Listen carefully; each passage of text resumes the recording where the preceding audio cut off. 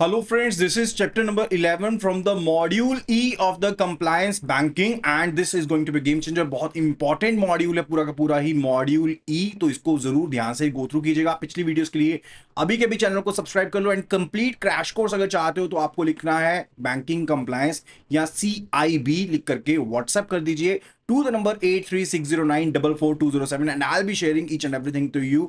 Crash course की details पहुंचा दूंगा आप तक, जिसमें आपको full course videos, chapter wise questions और साथ में PDF नोट्स मिल जाएंगे इन वीडियोस के। राइट, तो चलिए आज का सेशन हम जल्दी से करते हैं स्टार्ट। और this chapter is related to the remittance of the assets outside India. Remittance facilities जो अवेलेबल है रेजिडेंट्स के लिए, नॉन रेजिडेंट्स के लिए, person of Indian origin and जो इंश्योरेंस रिलेटेड रिमिटेंस है उनके बारे में इन डिटेल बात करने वाले हैं। सो सबसे पहले स्टार्ट करते हैं कि गवर्निंग जो प्रोविजंस है वो क्या क्या है। तो सबसे पहले समझते हैं कि रिमिटेंस ऑफ एसेट्स क्या होता है। जब हम अपने एसेट्स को बाहर भेजना चाहते हैं जो हमने बनाए हैं, तो उसके लिए RBI का एक मास्टर डायरेक्शन है related to remittance of assets, जो कहता है कि NRIs जो हैं, PIOs जो हैं, फॉरेन नेशनल्स जो हैं, जिसमें इवन इंडियन ओरिजिन के पर्सन भी रहेंगे, रेजिडेंट जो कि नॉन रेजिडेंट बन गए हैं, एंड जो डिजीज्ड इंडियन रेजिडेंट्स के लीगल हेयर्स हैं हु आर नॉन रेजिडेंट्स, वो अपने पैसे को बाहर भेज सकते हैं। सेकंड जो है that's related to the FEMA remittance of assets regulations जो 2016 में आई थी। Right, further second it's related to the remittance by the resident individual. इसमें भी RBI की डायरेक्शंस है on the LRS that is liberalised remittance scheme, वो लागू होगी। और साथ के साथ फेमा के जो करंट अकाउंट ट्रांजैक्शन के रूल्स है वो भी लागू होने वाले हैं, यानी कि डे टू डे बेसिस के लिए अगर आपने बाहर पैसा भेजना है या इन्वेस्टमेंट करनी है ट्रांजैक्शन रिलेटेड, वो इन रूल्स में कवर्ड है। Then it's related to miscellaneous remittance facilities for residents, so that is also covered under the RBI master directions on the other remittance facilities. और फेमा की जो करंट अकाउंट ट्रांजैक्शन रूल्स है वो इसके ऊपर लागू होंगी। Further it's related to money transfer service scheme, तो रूल जो है वो RBI के मास्टर डायरेक्शन सर्कुलर्स में दिए गए हैं related to the money transfer service scheme MTSS के अंडर दिए गए हैं। That is related to the insurance related remittance which are covered under the RBI master directions on the insurance. Right, तो उनसे रिलेटेड सबसे पहले की डेफिनेशंस जो है उनको गो थ्रू करते हैं। So what do you mean by the remittance of the assets, यानी कि जो भी आपके फंड्स हैं जो आपको रिसीव हुए हैं वो आप बाहर भेजना चाहते हो, वो फंड्स आपको कहां से रिसीव हुए हैं? दोज में भी receive you from the bank, या फिर किसी कंपनी से मिले होंगे डिपॉजिट्स के फॉर्म में, या प्रोविडेंट फंड मिला होगा, या फिर सुपरएनुएशन बेनिफिट्स होंगे, या इंश्योरेंस क्लेम मिला हो सकता है, या आपको मैच्योरिटी प्रोसीड मिली हो सकती है, या हो सकता है कि आपने अपने शेयर, सिक्योरिटीज, प्रॉपर्टी को बेचा हो जो कि एसेट्स माने गए हैं under the FEMA. Right, that is the remittance of assets. Then it's related to non resident Indian person कौन होता है? So Indian citizen who are residing outside India, उनको NRI पर्सन कहते हैं। उसकी कुछ एक कंडीशंस होती हैं जो हम ऑलरेडी कवर कुछ कर चुके हैं पिछले चैप्टर्स में। Then after that it's related to person of Indian origin, यानी कि फॉरेन सिटीजन, अगर हम पाकिस्तान, बांग्लादेश के पर्सन को बीच में से निकाल दें जो इंडिया के सिटीजन रहे हैं या फिर किसी टेरिटरी का पार्ट थे जो इंडिया की बनी है after that 1947,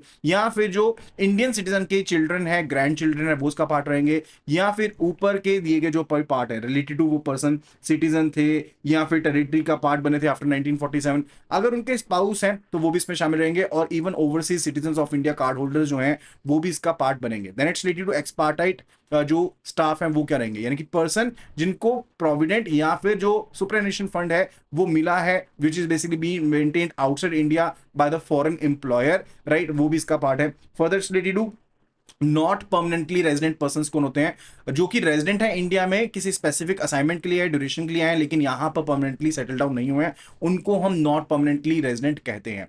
now let's have a look at the remittance of the assets permitted. तो कौन कौन से पर्संस को परमिटेड है? First of all it's related to individuals. अगर हम नॉन NRI पर्संस की बात करें या फिर पर्सन ऑफ इंडियन ओरिजिन की बात करें तो वहां पर क्या गाइडलाइंस दी गई हैं, let's have a look at it. So जो रिटायर्ड फॉरेन नेशनल्स हैं या फिर उनके जो बच्चे हैं, आगे लीगल हेयर्स हैं जो इनहेरिटेंस में, जैसे लेट्स से विडो है, विडोअर्स हैं, वो 1 मिलियन USD तक का अमाउंट बाहर लेकर के जा सकते हैं, चाहे इकट्ठा ले जाएं चाहे इंस्टॉलमेंट से ले जाएं, पर फाइनेंशियल ईयर ये अमाउंट रखा गया है and that can be done through the authorised dealer bank. Let's say एक विडो है जिसको 5 करोड़ के शेयर्स मिले हैं, वो अपने सेल प्रोसीड्स भेज सकती है। अप टू 1 मिलियन USD का अमाउंट जो है वो एक बार में या फिर मल्टीपल इंस्टॉलमेंट्स में भेज सकते हैं, all through the bank branch only. Right, second है फॉरेन स्टूडेंट्स, यानी कि वो अपने अकाउंट बैलेंसेस को, उनको कोई स्कॉलरशिप मिली है, कोई उनको एक्सचेंज सेल प्रोसीड्स मिली है, ठीक है, वो सब चीजें चीजें इसमें शामिल रहेंगी, लेकिन क्या चीजें शामिल नहीं रहेंगी, जो सिटीजन हैं नेपाल के वो इसमें से हटा दिए गए हैं, भूटान के सिटीजन हटा दिए गए हैं, एंड जो पीआईओज हैं वो इसका पार्ट नहीं बनेंगे, वो फॉरेन स्टूडेंट की कैटेगरी में नहीं आएंगे। तो मान लो कोई स्टूडेंट है जर्मनी से, वो उसके लेफ्ट ओवर जो स्कॉलरशिप अमाउंट था या उसका जो पैसा पड़ा था अकाउंट में, वो पैसा वो बाहर भेज सकते हैं। Then it's related to NRIs और पीआईओ। अगर हम एनआरआई या फिर पीआईओ की बात करते हैं तो वो भी अपने एनआरओ अकाउंट में से, तभी ये कहा जाता है कि एनआरओ अकाउंट में से आप 1 मिलियन यूएसडी तक का जो अमाउंट है वो बाहर भेज सकते हो, एंड उन्हें सेम ही ऑथराइज्ड डीलर का इस्तेमाल करना पड़ेगा बैलेंसेस को बाहर भेजने के लिए, और लेजिटिमेसी को चेक करने के लिए सर्टिफाई किया जाएगा ऑथराइज्ड डीलर के द्वारा ही, एंड कोई बोरोड फंड्स वो बाहर नहीं भेज सकते हैं। जैसे मान लो कोई एनआरआई पर्सन है, उसने अपनी प्रॉपर्टी को सेल करा है एंड उसको 70 लाख रुपए मिले थे, विच इज इक्वलेंट टू 90 के USD, let's say as per the rate हम जस्ट अज्यूम कर रहे हैं, राइट। तो वो अपने एनआरओ अकाउंट में उसको क्रेडिट करते हुए बाहर भेज सकते हैं, that is actually wrong. Further it's related to the companies and the entities. अगर हम इंडियन कंपनीज की बात करते हैं जो लिक्विडेट हो चुकी हैं, तो वो अपने लाइबिलिटीज को क्लियर करने के बाद एज पर द जो बैलेंस होगा वो बाहर भेज सकती हैं। जो एक लिक्विडेटिंग फर्म होगी उसने अपने क्रेडिटर्स को पेमेंट कर दी है और ऑडिटर का सर्टिफिकेट मिल गया है, तब वो अपने रेजिडेंट्स को बाहर भेज सकती है, ठीक है। फर्दर इट्स रिलेटेड टू जो एक्सपैट्रिएट प्रोविडेंट या फिर सुपरनेशन फंड्स हैं उनसे रिलेटेड। तो जो रेजिडेंट्स हैं जो कि परमानेंटली रेजिडेंट नहीं है, उनकी रिटायरमेंट होगी। लेट्स से कोई बाहर से पर्सन आया था, वो बाहर की कंपनी के लिए काम कर रहा था, लेकिन प्रोविडेंट फंड वगैरह उनको यहाँ पर मिला है, सुपरनेशन बेनिफिट मिला है, तो डेफिनेटली अपना पैसा जो है वो रिटायरमेंट के बाद बाहर लेकर के जा सकते हैं। फर्दर रिलेटेड टू कोई ब्रांच है या कोई ऑफिस है, अगर वो वाइंड अप होता है तो वहां पर आरबीआई का अप्रूवल लेटर लगेगा, ऑडिटर का सर्टिफिकेट लगेगा कि उन्होंने अपनी लाइबिलिटीज को पे ऑफ कर दिया है, और साथ के साथ आपको रजिस्ट्रार ऑफ कंपनी के साथ भी कंप्लाई करना पड़ेगा, बिकॉज आपका ब्रांच ऑफिस बंद हुआ है, तो वो पैसा आप बाहर भेज सकते हो। अगर अमाउंट 1 मिलियन यूएसडी से ऊपर जाता है तो उस केस में आपको रिजर्व बैंक ऑफ इंडिया का अप्रूवल लेना पड़ेगा। अगर 1 मिलियन पर यूएसडी पर फाइनेंशियल ऊपर से जाता है, चाहे आपको इनहेरेंस के थ्रू पैसा मिला है, चाहे आपने सेल ऑफ प्रोसीड्स करा है, चाहे स्टैंडर्ड रूल्स के अंदर कवर नहीं है, तो अगर 1 मिलियन यूएसडी से ऊपर अमाउंट गया तो आपको आरबीआई का परमिशन उसके लिए लेना पड़ेगा। जैसे मान लो कि एक फैमिली है, वो अपनी एंसेस्ट्रल जो फार्मलैंड है जिसकी वैल्यू 2 मिलियन यूएसडी की इक्विवेलेंट थी, उसको बेसिकली बेच देती है और एक ही बार में पैसा बाहर लेकर के जाना चाहते हैं, तो उनको पहले आरबीआई की परमिशन लेनी पड़ेगी, उसके बाद ही वो फंड्स को बाहर लेकर के जा पाएंगे। इसके अलावा जितनी भी रेमिटेंसीज होगी उनको इंडियन टैक्स लॉज के साथ कंप्लाई करना पड़ेगा, ऑथराइज्ड डीलर का सर्टिफिकेशन लगेगा और वेरिफिकेशन भी लगेगी रिलेटेड कि उन्होंने टैक्स अपना पे कर दिया है before the export of the funds, right. That is the related part. फिर बात आती है एक बहुत ही ज्यादा इंपॉर्टेंट स्कीम के बारे में, that is a liberalised remittance scheme. तो बेसिक फ्रेमवर्क ये है कि कोई भी इंडियन नेशनल जो पर्सन है, क्योंकि ये स्कीम सिर्फ और सिर्फ इंडियन नेशनल्स के लिए अवेलेबल है, तो वो मल्टीपल पर्पसेस के लिए, मल्टीपल करंट अकाउंट ट्रांजैक्शंस के लिए, कैपिटल अकाउंट ट्रांजैक्शन के लिए पर फाइनेंशियल ईयर के हिसाब से, यानी कि 1 अप्रैल से लेकर के अगले साल की 31 मार्च तक वो 2,50,000 यूएसडी तक का अमाउंट जो है वो बाहर लेकर के जा सकता है। सिर्फ और सिर्फ रेजिडेंट इंडिविजुअल्स ही इसमें शामिल है, कॉर्पोरेट्स एचयूएफ जो है वो इसका पार्ट नहीं बन सकते हैं, एंड इसमें current and capital account transaction जो परमिटेड ट्रांजैक्शंस हैं वो दोनों ही की जा सकती हैं। अब क्या क्या अलाउ यूजेस हैं, let's have a look at it. आप बाहर घूमने जा रहे हो, आपने किसी को गिफ्ट देना है, डोनेशन देनी है, एम्प्लॉयमेंट के लिए बाहर जा रहे हो, मेडिकल पर्पसेस के लिए आपको पैसे चाहिए, एमिग्रेंट कॉस्ट है आपकी, तो सभी के सभी कवर्ड है। साथ के साथ अगर स्टडी ओवरसीज जा रहे हो, मेडिकल ट्रीटमेंट के लिए मैंने आपको ऑलरेडी बता दिया। अगर आपने फॉरेन सिक्योरिटीज में इन्वेस्टमेंट करनी है, which is a capital part, right.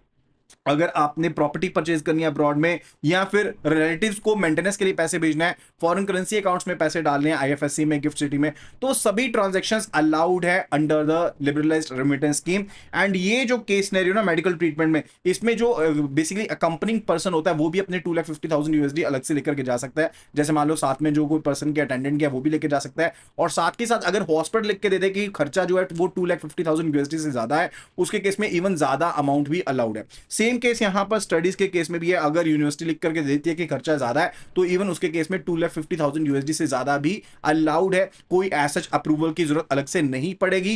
And prohibited कहां पर है, जो ट्रांजैक्शन फेमा के अंदर अलाउड ही नहीं है उसके लिए पैसा आप बाहर लेकर के नहीं जा सकते हो। अगर आपने मार्जिन पेमेंट करनी है ओवरसीज एक्सचेंज के लिए, वो भी बाहर नहीं लेके जा सकते हो। अगर आपने किसी इंडियन रेजिडेंट को गिफ्ट करना है फॉरेन अकाउंट बेसिकली, वो भी अलाउड नहीं है। एंड अगर आप बेसिकली एफएटीएफ की ब्लैक लिस्टेड कंपनीज में, कंट्रीज में पैसा डालना चाहते हो तो वो भी अलाउड नहीं है। अब स्पेशल पॉइंट्स क्या क्या है, let's say clubbing of limits है, यानी कि current account transactions, capital account transactions जो सिर्फ और सिर्फ जो है वो क्लब हो जाती हैं, सारी की सारी लिमिट्स जो है क्लब होती हैं लेकिन एक चीज का ध्यान रखिएगा, इंडिविजुअली करंट अकाउंट ट्रांजैक्शंस की लिमिट्स अलग क्लब होंगी और कैपिटल अकाउंट ट्रांजैक्शंस की लिमिट्स अलग से क्लब होंगी।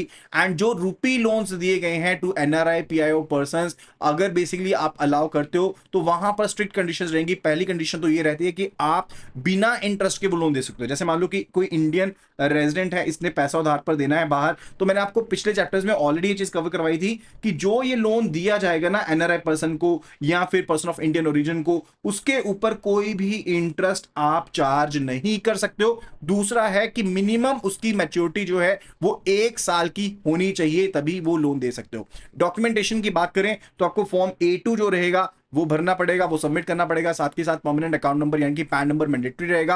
अगर आप 2,50,000 से ज्यादा का अमाउंट बाहर भेजते हो या भेजना चाहते हो तो उसके केस में आरबीआई का अप्रूवल जो है वो मस्ट है। जो इन्वेस्टमेंट इनकम है एलआरएस के अंदर उसको री इन्वेस्ट किया जा सकता है and further that can be री इन्वेस्टेड एंड फर्दर उसको या फिर आप रिपेट्रिएट कर सकते हो विद इन 180 डेज। तो एक चीज है, जो एलआरएस के तहत आपने पैसा बाहर इन्वेस्ट किया, शेयर्स में पैसा लगा दिया या किसी और जगह पे इन्वेस्टमेंट कर दी, तो वो पैसा अगर तो आपने देखो इन्वेस्टमेंट हटा ली तो आपको उसे रिपेट्रिएट वापस इंडिया में लेकर के आना पड़ेगा। 180 दिन के अंदर अंदर वो पैसा जो है वो इंडिया में वापस आ जाना चाहिए। देन इसके बाद बात करने वाले हैं foreign currency notes and coins permitted on travel. तो अगर सभी कंट्रीज के लिए एक जनरल ट्रैवल रूल देखें तो गाइडलाइन जो है वो कहती है कि आप 3000 यूएसडी तक का foreign currency notes and coins बाहर लेकर के जा सकते हो। अगर इराक या लीबिया में जा रहे हो तो 5000 यूएसडी तक का अमाउंट पर विजिट बेसिस पर अलाउड है। अगर ईरान, रशिया, सीआईएस रिपब्लिक्स में जा रहे हो तो पूरा का पूरा एक्सचेंज परमिटेड है, कोई भी उसमें लिमिट्स नहीं है। एंड फर्दर अगर हज या उमरा पिलग्रिमेज के लिए जा रहे हो तो फिर भी पूरी की पूरी इंटाइटलमेंट है। जो भी हज कमेटी इंटाइटलमेंट बनाएगी कि कितना अमाउंट लेकर के जाया जा सकता है उसके हिसाब से लिमिट जो है वो बनाई जा सकती है, तय की जा सकती है। और इसके अलावा जो रिमिटेंस फैसिलिटीज है अगर उनके बारे में बात करते हैं तो बैंक्स एंड जो ऑथराइज्ड डीलर्स होते हैं वो बहुत सी नॉन एलआरएस जो फैसिलिटीज होती हैं वो भी प्रोवाइड करते हैं under the foreign exchange management act. Let's have a look at it. First of all it's related to the release of forex by the AD1। किस चीज के लिए परमिटेड नहीं है? अगर आप नेपाल या भूटान जा रहे हो या फिर आपने कोई लॉटरी जीती थी उसका पैसा है वो आप बाहर लेकर के फॉरेन करेंसी की फॉर्म में आपको पैसा नहीं रिलीज किया जाएगा। किसके द्वारा? AD1 के द्वारा फॉरेक्स आपको रिलीज नहीं की जाएगी उस केस में। एंड अप्रूवल बेस्ड लिमिट है जो कि AD1 आपकी तय करेगा। AD1 बैंक जो है वो रिमिटेंस कर सकते हैं up to the ceiling limits जो कि फेमा में डिसाइड की गई है as per the current account rules transactions 2000। And RBI का अप्रूवल चाहिए रहेगा। लाइक अगर एडी की सीलिंग लिमिट से भी बाहर है एंड उससे ज्यादा पैसा अपने बाहर भेजना तो डेफिनेटली वहां पर आरबीआई का अप्रूवल लगेगा। Then it's related to delegation of the powers and precautions. तो AD1 बैंक जो है वो रिमिटेंस को जो प्रिस्क्राइब्ड लिमिट्स हैं उसके हिसाब से प्रूव कर सकते हैं, लेकिन लिमिट्स के ऊपर का जो पैसा है उसके लिए आपको आरबीआई से अप्रूवल पहले लेना पड़ेगा, तभी वो पैसा आप बाहर लेकर के जा पाओगे। प्रिकॉशंस की बात करें तो डेफिनेटली केवाईसी डॉक्यूमेंट्स को चेक करना जो है AD1 बैंक की जिम्मेदारी है और साथ के साथ ये भी चेक करना पड़ेगा कि कोई भी फ्रॉडुलेंट ट्रांसफर ना हो और साथ के साथ बेनिफिशियरी की आइडेंटिटी के साथ रेगुलरली आपको फॉलोअप करना पड़ेगा। यानी कि हम यहां पर बात करें केवाईसी AML की जो गाइडलाइंस है उनको AD1 बैंक के द्वारा यकीनी बनाया जाएगा। जो भी सपोर्टिंग डॉक्यूमेंट्स हैं वो भी AD1 बैंक को यहां पर प्रोक्योर करने पड़ेंगे। फिर बात आती है release of forex by the AD2 banks, यानी कि जो ऑथराइज्ड डीलर कैटेगरी 2 बैंक्स हैं उनके बारे में बात कर रहे हैं। तो वो स्पेसिफिक जो नॉन ट्रेड अकाउंट ट्रांजेक्शन है, करंट अकाउंट ट्रांजेक्शन है, उनके लिए पैसा दे सकते हैं। जैसे मान लो कंसल्टेंसी फीस देनी है, कोई डोनेशन देनी है, तो उसके हिसाब से वो पैसा जो है वो रिलीज कर सकते हैं, not other than that, right. And specific facilities and limits क्या क्या रहती हैं? तो रेजिडेंट इंडिविजुअल्स के लिए फैसिलिटी मैंने आपको ऑलरेडी बताई कि LRS यानी कि लिबरलाइज्ड रिमिटेंस स्कीम के तहत आप AD1 बैंक से 2,50,000 USD तक का जो अमाउंट है वो बाहर लेकर के जा सकते हो। एंड अगर आपका पैसा कोई अनयूज्ड है तो वो वापस आ जाना चाहिए with in a period of 180 days. इसी तरह से अगर आप कोई फॉरेक्स लेकर के जाते हो एंड वो फॉरेक्स जो है अनस्पेंट है यानी कि आपने इस्तेमाल नहीं करी है, चाहे वो करेंसी नोट्स हैं चाहे वो ट्रेवलर चेक है, तो 2000 USD तक का तो आप बेसिकली अपने पास रख सकते हो, लेकिन कॉइंस अनलिमिटेड लेकर के जा सकते हो एंड फर्दर आप अगले टूर के लिए भी उसको पास में रख सकते हो, right. That is a scenario. And फिर अगर हम बात करते हैं सैलरी रिमिटेंस के बारे में तो रेजिडेंट्स जो है जो परमानेंटली रेजिडेंट नहीं है वो अपनी नेट सैलरी यानी कि पीएफ वगैरह कट करने के बाद, टैक्स कट करने के बाद जो अपनी नेट सैलरी है उसको बाहर रिमिट कर सकते हैं। That is allowed. Medical treatment के लिए भी आपको अलाउड है। मेडिकल एक्सपेंसेस के लिए एनआरआईज के केस में अगर हम बात करें तो उसको services related to there to consider किया जाता है under the FEMA. And AD1 जो है वो मेडिकल बिल्स के आधार पर फॉरेक्स को रिलीज कर सकते हैं, दैट इज अलाउड। अगर हम बात करते हैं इंटरनेशनल क्रेडिट कार्ड के बारे में, तो वहां पर कोई भी सीलिंग लिमिट नहीं है। अगर आप इंटरनेशनल क्रेडिट कार्ड का इस्तेमाल ऑनलाइन करते हैं तो कोई भी लिमिट नहीं है। एंड अगर हम आईडीसी यानी कि इंटरनेशनल डेबिट कार्ड की बात करते हैं, तो उसके केस में कैश विड्रॉल या पेमेंट की जाती है, तो उनको बेसिकली कोई भी लिमिट में नहीं रखा गया, यानी कि कितनी भी लिमिट का आप इस्तेमाल कर सकते हैं, लेकिन आप प्रोहिबिटेड आइटम में फंड्स का इस्तेमाल नहीं कर सकते हो। That is another case usages related to ICC and IDC.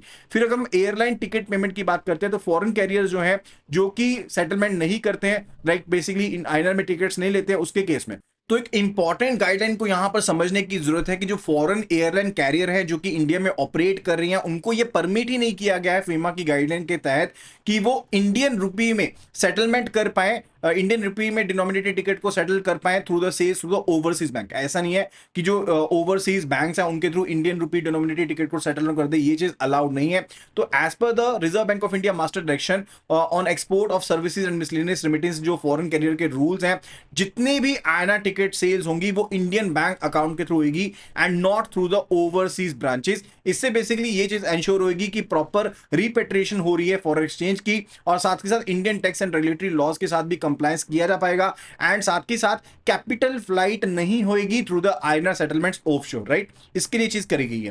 Then after that it's related to store value and prepaid level cards. अब ये जो store value and prepaid level cards होते हैं, these are refundable after 10 days, and AD1 bank जो है वो allow कर सकता है, USD 100 तक का बैंक जो अमाउंट है अलाउ कर सकता है कि आप पाइपलाइन ट्रांजैक्शंस के लिए 100 USD तक का अमाउंट अपने पास रिटेन करके रख सकते हो। Further it's related to remittances for the various purposes, क्या क्या पर्पसेस के लिए कितना पैसा उसके लिए रिलेटेड है।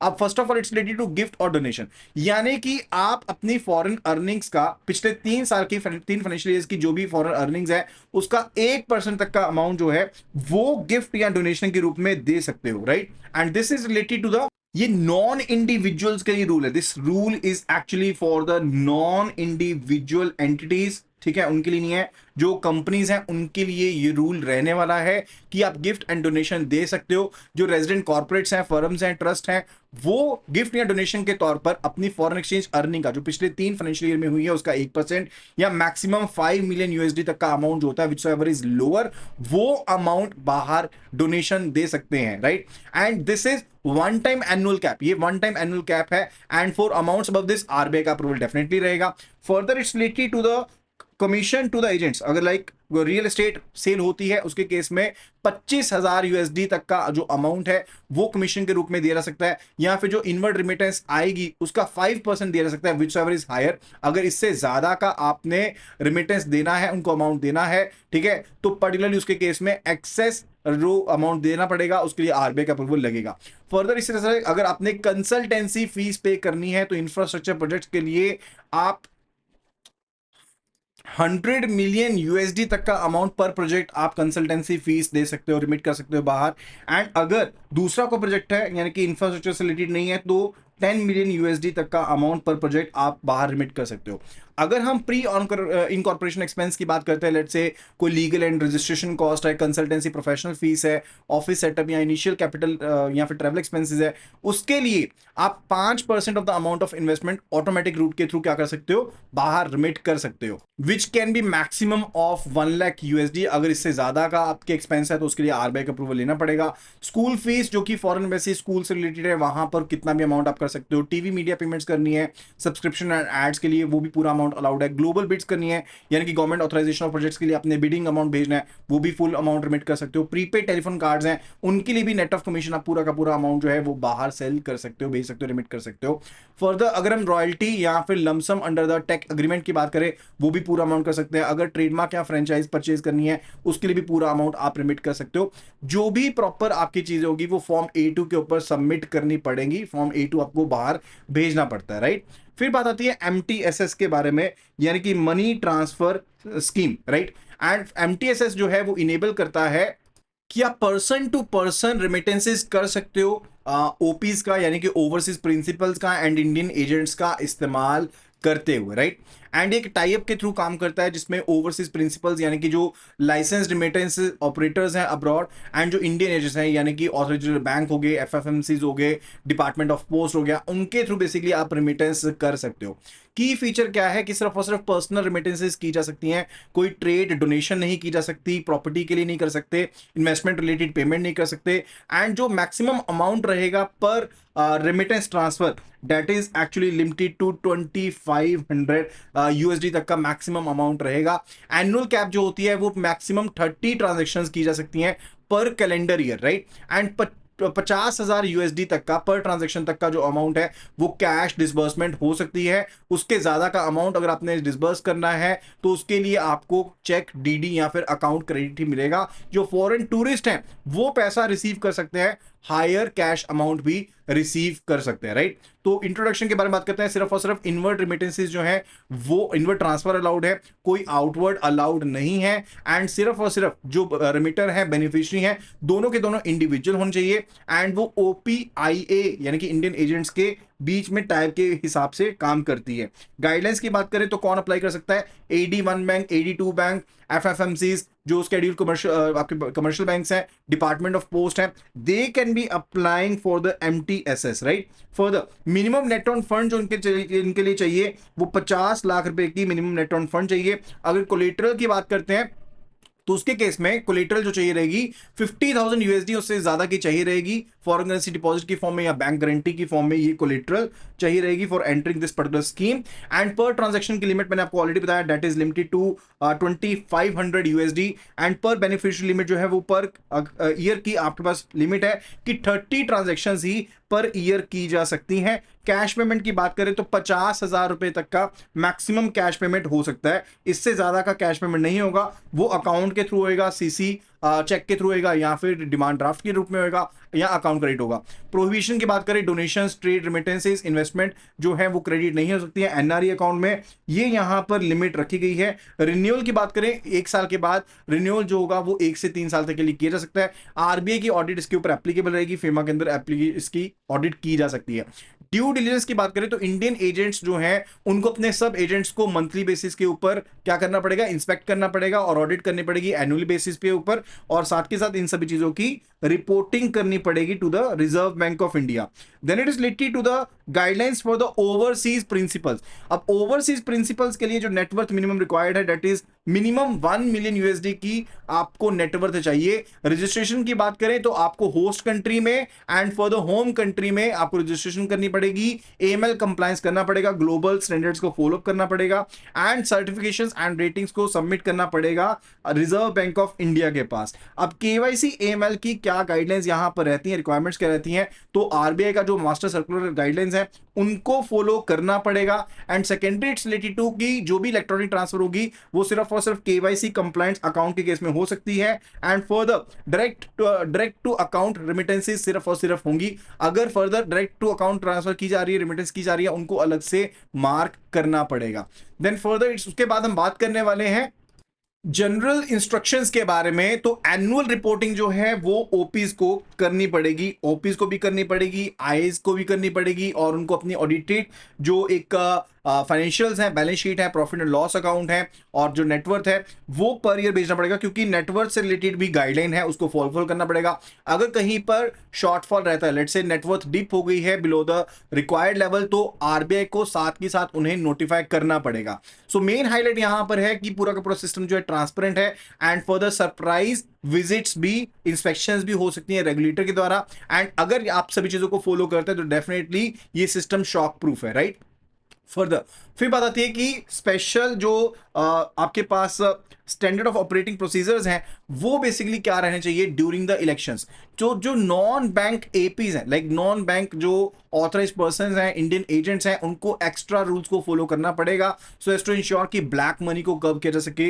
इनहैंस्ड केवाईसी करना पड़ेगा during the elections for each of the beneficiary. Electronic transfer सिर्फ और सिर्फ अलाउड होंगे ड्यूरिंग द इलेक्शंस, कोई कैश पे आउट नहीं होएगा। और डेली की ट्रांजेक्शन की रिपोर्ट्स जो है वो उन पर्टिकुलर नॉन बैंक एपीज को, इंडियन एजेंट्स को फॉरवर्ड करनी पड़ेगी to the Reserve Bank of India, right, ताकि कोई इन्फ्लुएंसिंग वोटर्स के लिए, वोटर्स को इन्फ्लुएंस करने के लिए पैसे का इस्तेमाल ना हो पाए।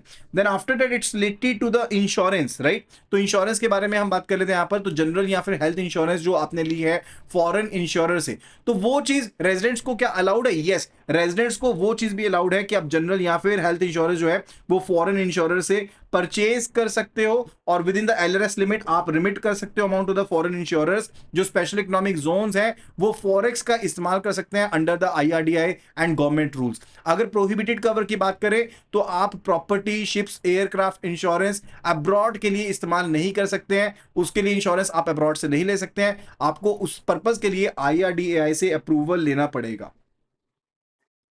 फिर बात आती है ऑल रिस्क और मैरीन हल।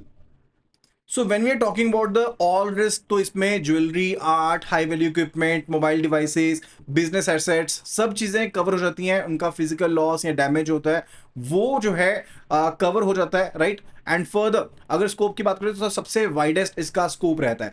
मैरीन हल इंश्योरेंस जो है वो अगर शिप्स को डैमेज होता है, लॉस होता है, वेसल्स का डैमेज होता है, लॉस होता है, या जो भी रिलेटेड इंटरेस्ट है उनको कवर करता है, राइट। सो अगर मैरीन हल इंडियन वेसल्स के लिए है then it must be insured in India only. Kindly please take a note of it.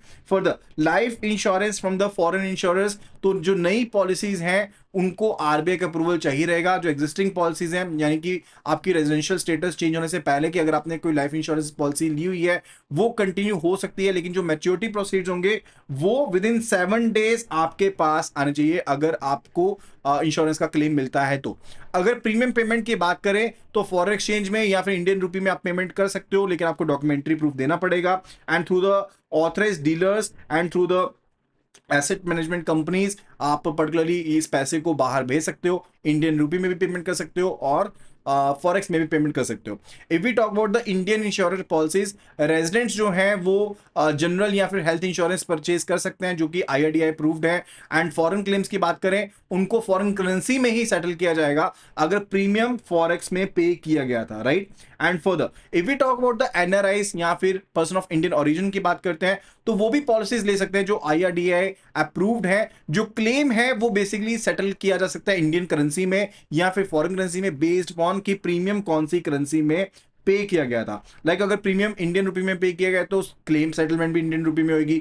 अगर जो प्रीमियम है that is paid in foreign currency तो पेमेंट भी फॉरेन करेंसी में होगी। If we talk about the Nepal Bhutan transactions, तो जो particular residents हैं उनको बेसिकली आईएनआर पॉलिसीज के अंदर ही ट्रीट किया जाएगा। जो फॉरेन करेंसी क्लेम्स होंगे उनके लिए आरबीआई अप्रूवल चाहिए रहेगा अंटिल और unless the premium was paid in foreign currency. अगर तो फॉरेन करेंसी में पेड है फिर तो कोई इश्यूज नहीं है, अदरवाइज इंडियन रुपी में चाहिए रहेगा। अदरवाइज अगर आपने नेपाल भूटान के लिए क्लेम सेटलमेंट जो करनी है वो लेट से नेपाली रुपी में करनी है या भूटान की करेंसी में करनी है तो उसके केस में आरबीआई का अप्रूवल चाहिए रहेगा। Further it's related to cashless health benefits और हेल्थ क्लेम्स ओवर देयर।